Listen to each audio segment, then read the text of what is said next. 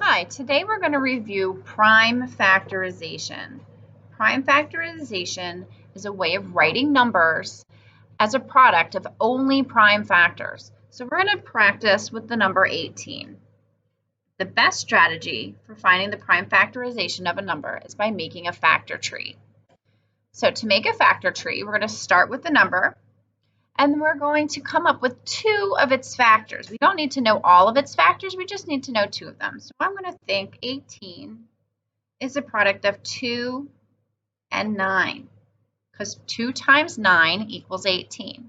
Now I'm going to look at these two factors, and I'm going to decide if any of these factors are prime numbers. And in fact, 2 is a prime number, so I'm going to circle it. But 9 is not a prime number. So I'm going to actually come up with some factors for 9. The factors I'm going to write for 9 are 3 and 3. I could say 9 times 1 equals 9, but then I would still have 9 left as one of my factors to break down. So we're not going to use 1 in our factor trees. So as we do factor trees, we're never going to use 1 and that number. So here I'm going to look. I have 3 and 3. 3 times 3 equals 9, and I need to decide if these are prime numbers. And in fact, they are. So I'm going to circle the 3 and circle the 3.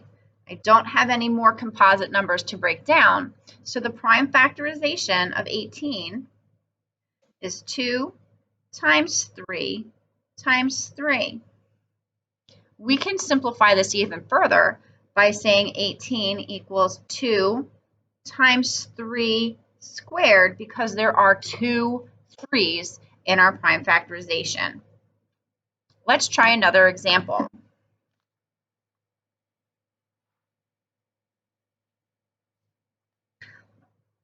Let's try the prime factorization of 24. There are a lot of factor pairs for 24. I only need to start with one of them. The one I'm going to choose today is 4 times 6. When I look at 4 and 6, I know that neither one of them is prime, so I'm going to have to break both of those down to find prime factors. 2 times 2 is 4. 3 times 2 is 6.